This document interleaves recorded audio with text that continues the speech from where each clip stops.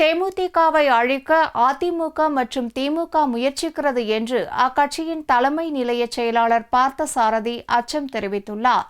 மத்திய சென்னை மாவட்ட தேமுதிக நிர்வாகிகள் கூட்டம் ஞாயிறன்று அரும்பாக்கத்தில் நடந்தது.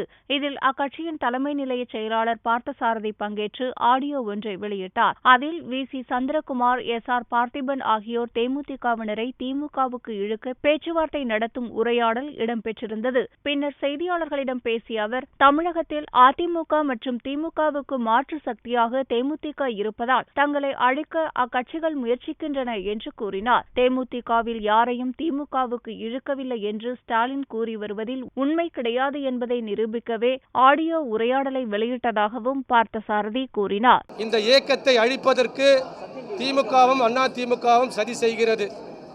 திமுக பொருளாளர் ஸ்டாலின் அவர்கள், நாங்கள் இந்த இயக்கத்திற்கு யாரும் அழைக்கவில்லை, ஆனால் அவர்களால் தான் வருகிறார் என்று பத்திரிகை வாயிலாகவும் ஊடகங்கள் வாயிலாகவும் சொல்லியிருக்கிறார்.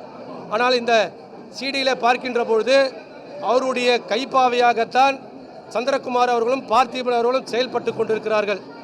இந்த இயக்கத்தை அழித்து விடலாம் என்று நினைத்து கொண்டிருப்பவர்களுக்கு மத்தியிலே நான் சொல்லிக்கொள்வது, இந்த இயக்கத்தை யாராலும் அழிக்க முடியாது.